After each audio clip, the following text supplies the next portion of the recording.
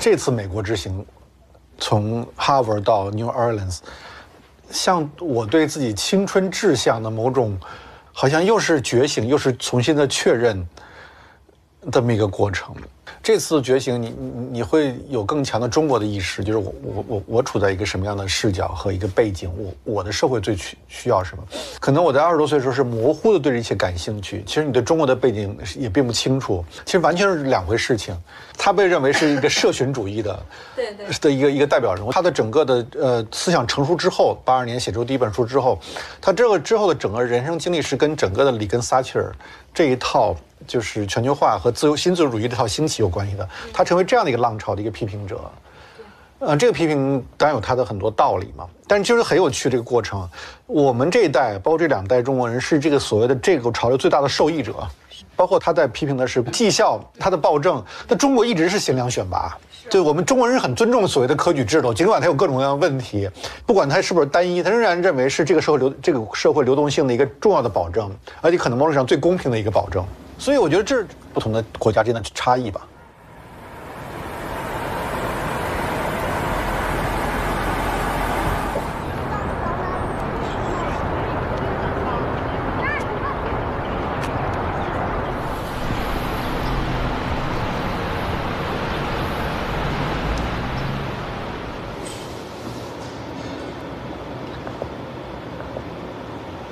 我们这叫等待哲学是吧？等待哲学。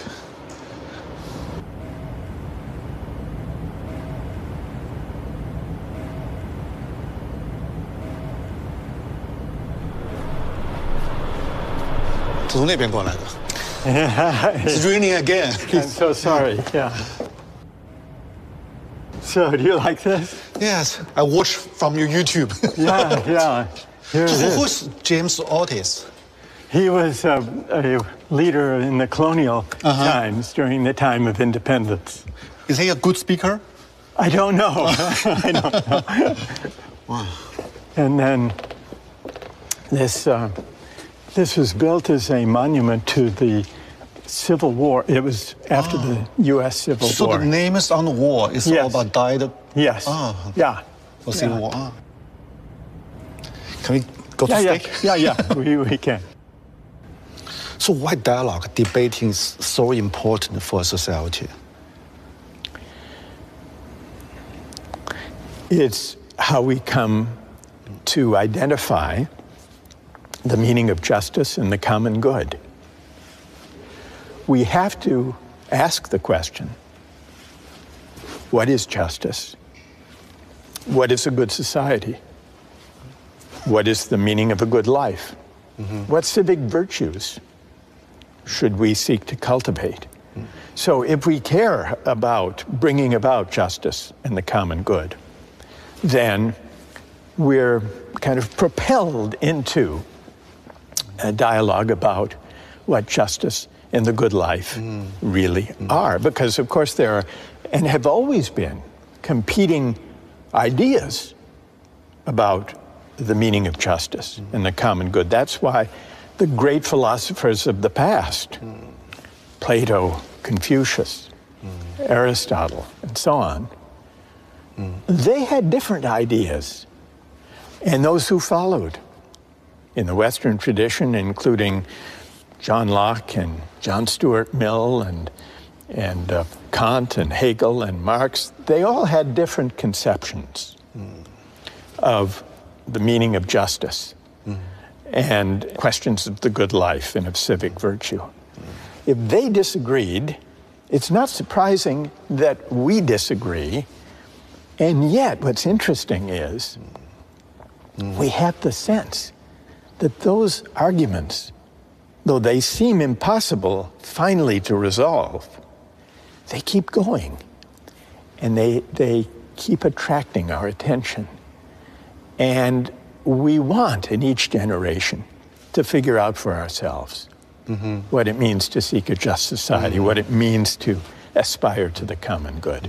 So if we were in the stage, I mean, the great soul, the Kant, Marx, they're all alive, actually. Yes. Interact with each student, with you. Well, that's the idea. That's the fundamental idea, that these great philosophers are not just episodes in the history of ideas. They're not just museum pieces. They are episodes in arguments in which we are still engaged today. So that if I do my job well in teaching philosophy to this generation of students, they will feel as if they are in conversation with Plato and Aristotle and Kant. Because philosophy is a tradition of thought and argument that builds upon and refers always to the past. You think why? Public philosophy is so important for society. Public philosophy is an attempt to find meaning together that is not purely technocratic, not purely practical, not only about economic questions, but about larger questions too. It's because we've been so preoccupied with GDP, with markets, with economic growth, and with technology. And it creates a moral vacuum. And unless it's filled with deliberation about public questions, it will be filled by narrow, intolerant, dangerous ideologies. And that's my worry. Let me give here one recent example of this. During the pandemic, in many ways, the pandemic highlighted inequalities that existed before the pandemic. A great many of us had the luxury of being able to work from home during the pandemic, to teach from home, to work from home, to write from home. Delivery workers, grocery store clerks, warehouse workers, truck drivers, nursing assistants, home health care providers, child care workers.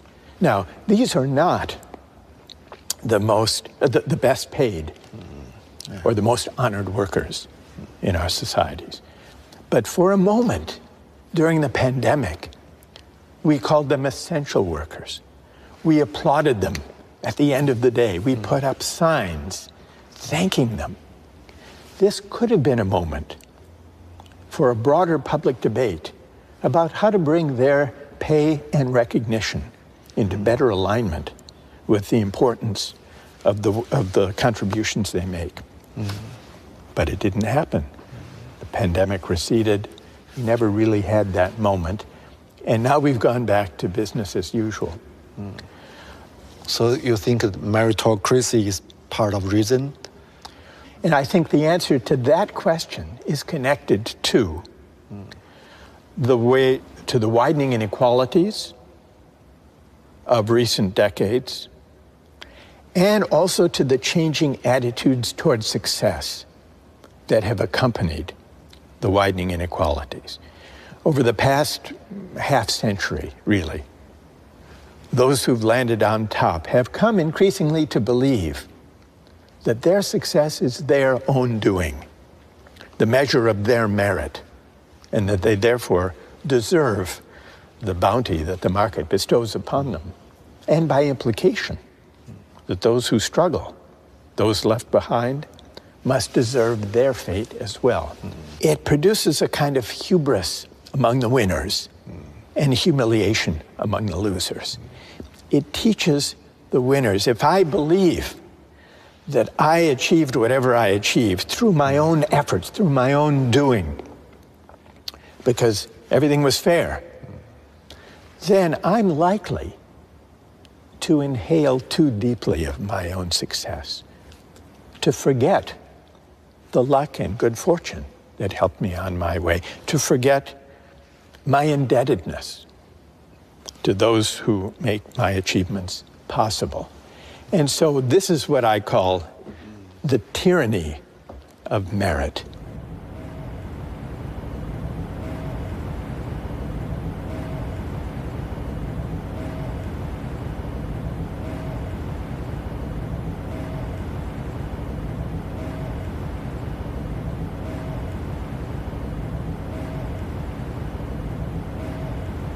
Bring my Michael Jordan here, I'm sure you can get him, and have him come and defend himself about why he makes $31 million. And I think what you're going to realize is his life was a very, very tough one to get to the top, and that we are basically being the majority oppressing the minority in a different light. It's very easy to pick on him. Very easy. Effort. You know what Rawls' answer to that is? Even effort depends a lot on fortunate family circumstances for which we can claim no credit. Psychologists say that birth order makes a lot of difference in work ethic, striving, effort. How many here, raise your hand, those of you here who are first in birth order? I am too, by the way. Mike, I noticed you raised your hand. If the case for the meritocratic conception is that effort should be rewarded, doesn't Rawls have a point that even effort, striving, work ethic is largely shaped even by birth order? Is it your doing, Mike? Is it your doing that you were first in birth order? So why should income and wealth and opportunities in life be based on factors arbitrary from a moral point of view? This way of thinking about success has deepened the divide between winners and losers. It has led the successful to look down on those who struggle, and it has led many working people who do not have meritocratic credentials of fancy university degrees to feel that the work they do is not valued, is not respected in the way perhaps it once was. To feel that in a highly technological, highly professionalized, credentialized society, that elites look down on them. This has always been present, always been part of the American story. But it's been, at least at times, kept contained, underground, at the periphery. The brighter ideals and aspirations predominated. When I was growing up, and through the 60s, for example, the civil rights movement, and the fight for racial justice, and the protest against the war in Vietnam, and the attempt to combat poverty with the Great Society. But from 2016, it became elevated with the presidency of Donald Trump. We've struggled more directly and more conspicuously, more frontally with the dark side, finding public expression. On the stage now. On the stage, public expression, rather than kept at the margins and at the periphery. And finding a voice in the media, and in social media especially. And now in a presidential campaign that will be a rematch of the one from last time. We've seen as a backlash against elites, especially against well-educated elites, professional elites.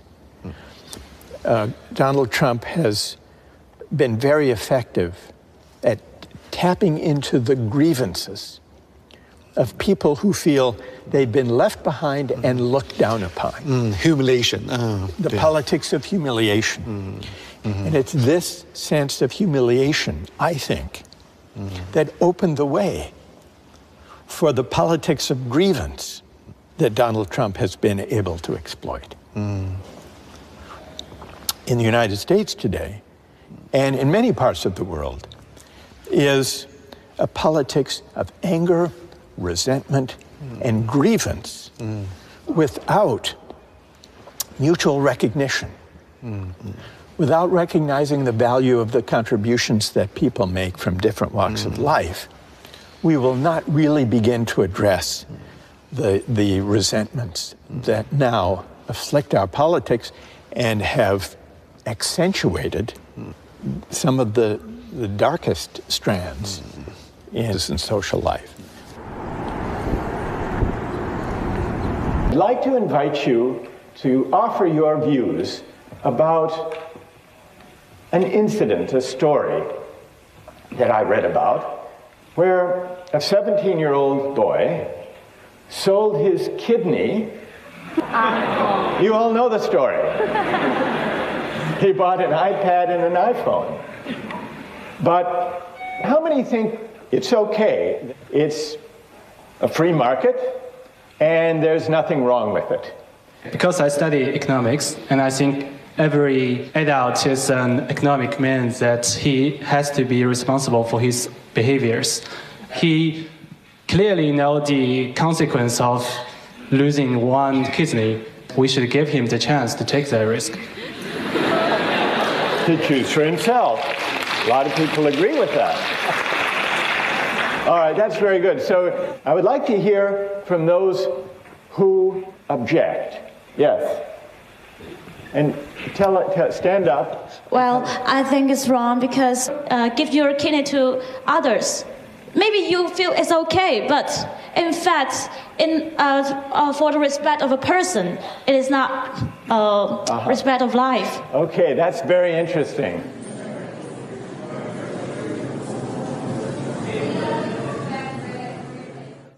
Even facing the same concept like justice. Yeah.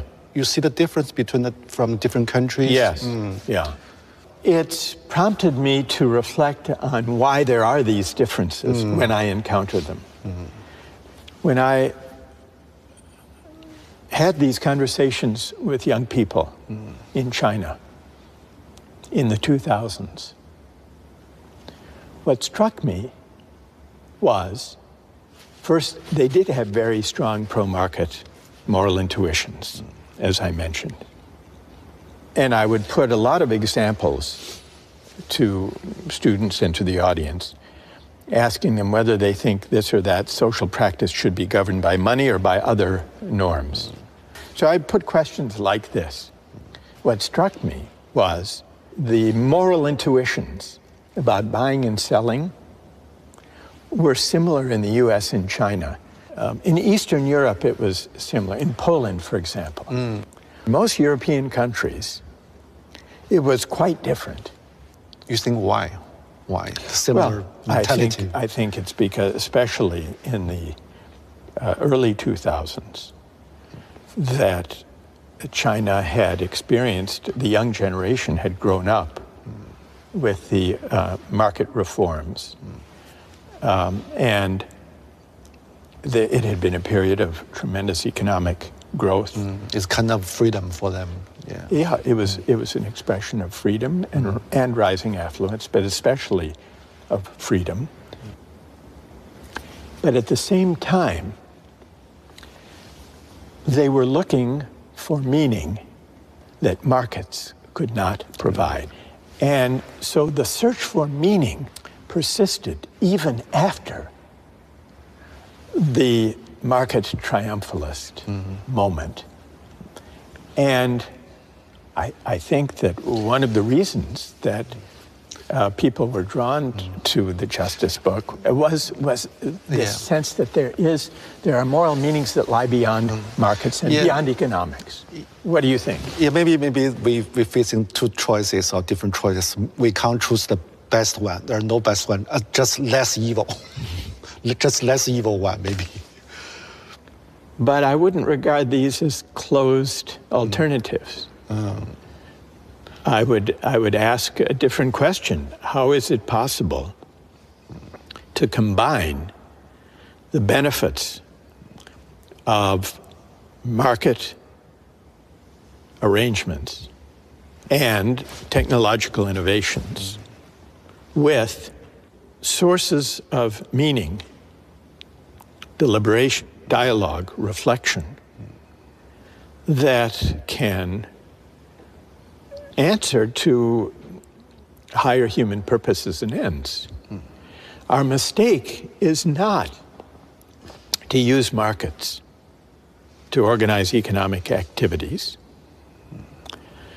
Our mistake is not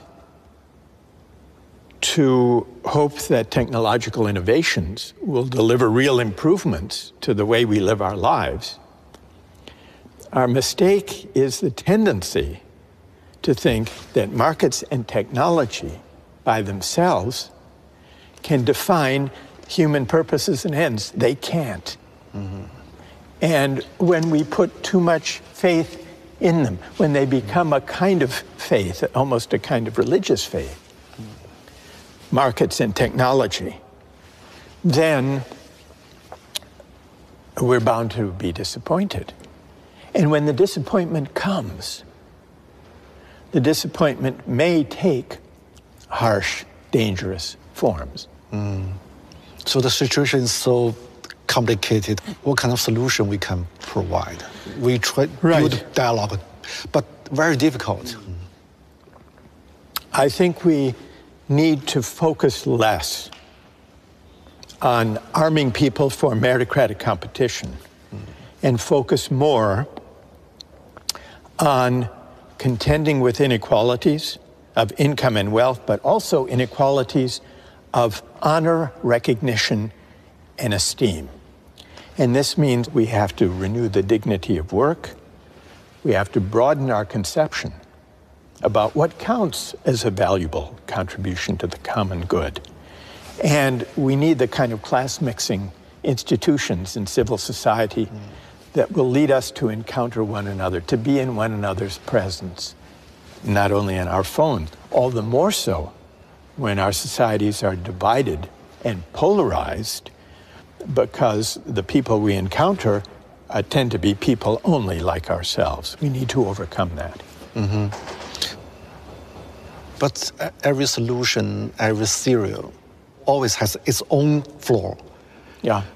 So how about your solution? Your attack the meritocracy, but maybe your theory, your book still has kind of flaw. Maybe you must overcome what kind of flaw it is. Right. Yeah. Well, what flaws have you identified? Let's start with that. I don't know. Maybe too idealistic.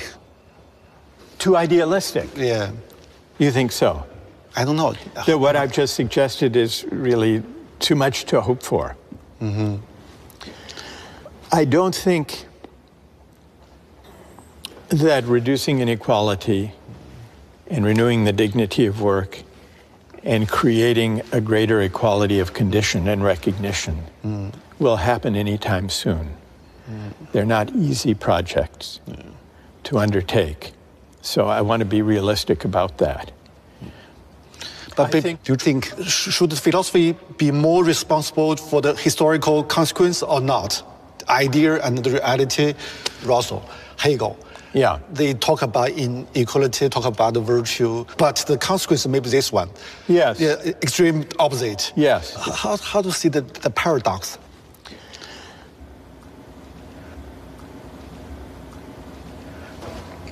If one thinks, and I, as I do, that philosophy is always situated in the world, that philosophy should attend to the world, then philosophy cannot be indifferent, and the philosopher cannot be indifferent to the way in which various people or parties or movements implement philosophical ideas. So there's always an interplay between political practice and the philosophical ideas that inform it.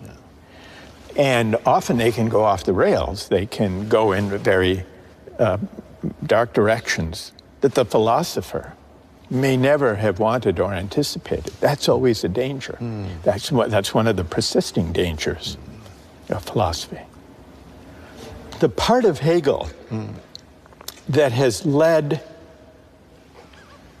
political practice astray in wrong direction, that teaches that history has a single ultimate destination, and that it takes a certain shape, that has contributed to some of the dangerous movements in history who may have been inspired by the idea that history points in a certain direction, and that it's our responsibility either to let history unfold or to help history unfold, to reach that final destination once and for all. I think the phrase or the idea, once and for all, is a deeply dangerous idea. And I think it's at odds with the philosophical spirit of questioning, contesting, offering competing interpretations. In your mind, in our time, which idea is the most dangerous idea in today's world? I would say that the forces today that are most dangerous are the versions of religious fundamentalism or of hyper-nationalism or of ideological purity that all draw in one way or another on the idea that moral truths and human truths are singular, that there's only one way of interpreting our past, there's only one historical end or destination, there's only one true way of interpreting religious and spiritual traditions. Because what this misses, well, it leads to dangerous politics, but it also misses the deep pluralism of the human experience. So how about the Silicon Valley philosophy? Is techno-driven ideology? I would say it's a version of this. Because the most extreme versions of Silicon Valley techno-utopianism, some have a more specific term of transhumanism or singularity, because they too think that history is on their side.